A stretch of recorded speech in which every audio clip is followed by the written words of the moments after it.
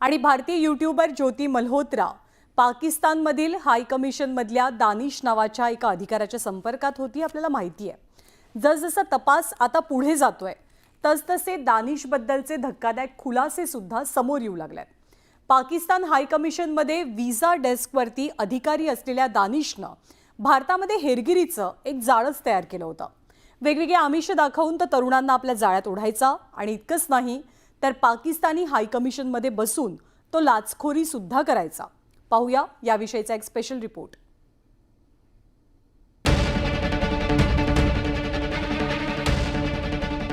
हा चेहरा नीट पहा। याच चेहऱ्यामागे दडलाय एक कारस्थानी चेहरा। त्यानं भारतात राहून भारत विरोधात केवळ षडयंत्र आखलं नाही तर त्यानं काही घरभेद्यांना हाताशी धरून एक नेटवर्क तयार केलं होतं। याचं नाव आहे एहसान उर रहीम उर्फ दानिश। पाकिस्तानी उच्चायुक्तालयात दानिश एक कर्मचारी म्हणून कार्यरत होता, पण त्याच्यावर पाकिस्तानी गुप्तचर संस्था ISIनं वेगळीच जबाबदारी सोपवली होती। कोणाला पैशानं, कोणाला लग्नाचं तर कोणाला व्हिसा मिळवून देण्याचं आमिष दाखवून त्यानं हेरगिरीसाठी तयार केलं। हेरांच्या माध्यमातून त्यानं भारताची संवेदनशील माहिती, विशेषतः भारतीय लष्करांच्या हालचाली आणि संरक्षण तयारीबाबत माहिती मिळवून ISIला पुरवली। दानिशनं पंजाब, हरियाणा आणि उत्तर प्रदेशात आपलं हेरगिरीचं नेटवर्क तयार केलं होतं। हरियाणातून यूट्यूबर ज्योती मल्होत्रा 2023 मध्ये व्हिसा प्रक्रियेदरम्यान दानिशच्या संपर्कात आली। त्याने तिला पाकिस्तानात जाण्यासाठी मदत केली, गोड गोड बोलून आपल्या जाळ्यात ओढलं, तिच्या देशविदेशातील दौऱ्यांसाठी फंडिंग केलं आणि त्याबदल्यात हेरगिरीचं ट्रेनिंग देत तिला पाकिस्तानचा हेर बनवलं।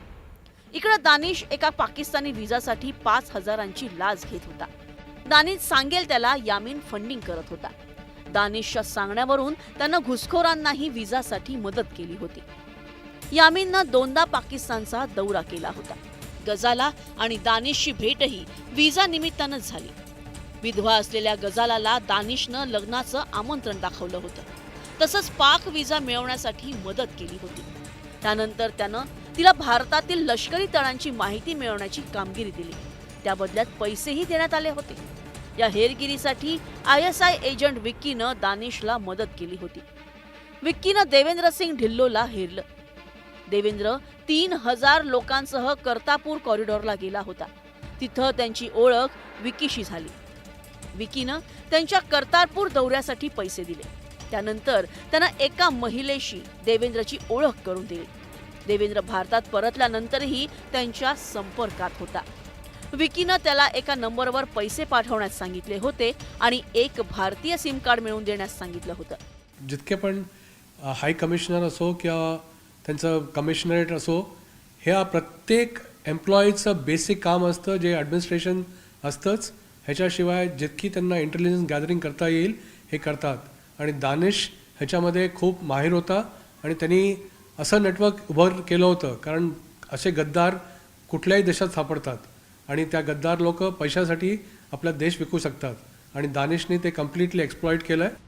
दानिशनं तयार केलेल्या हेरगिरीच्या नेटवर्कमध्ये 12 जणांचा समावेश असल्याचं आतापर्यंतच्या तपासात उघड झालंय। या सर्वांनी लष्करी छावण्या, हवाई तळ आणि संरक्षण प्रदर्शनांबाबत माहिती दानिशला पाठवली। ही माहिती व्हॉट्सॲप आणि इतर सोशल मीडियाद्वारे पाठवली गेली, ज्यासाठी त्यांना ऑनलाईन पैसे मिळाले। दानिश हा भारतात ISIचा हस्तक म्हणून काम करत होता। त्याच्या कारनाम्यांचा पर्दाफाश झाल्यानंतर 13 मे 2025 रोजी पर्सोना नॉन ग्राटा म्हणजेच अनावश्यक व्यक्ती घोषित करून 24 तासात भारत सोडण्याचे त्याला आदेश देण्यात आले। दानिशच्या हकालपट्टीनंतर त्याच्या नेटवर्कचा उलगडा झाला। सध्या तपास यंत्रणेकडून हेरगिरीच्या या प्रकरणांचा कसून तपास सुरू असून आर्थिक व्यवहार आणि इतर संशयितांचा शोध घेतला जातोय। भारताच्या पहलगाम हल्ल्याशीही या गद्दारांचा काही संबंध आहे का याचाही तपास सुरू आहे। ऑपरेशन सिंदूर राबवून भारतानं पाकिस्तानचा नापाक बुरखा तर फाडलाच, शिवाय भारतातील गद्दारांचाही पर्दाफाश झालाय। Bureau report, news 18 Lokmat. आणि या बातम्यांचा आढावा घेतला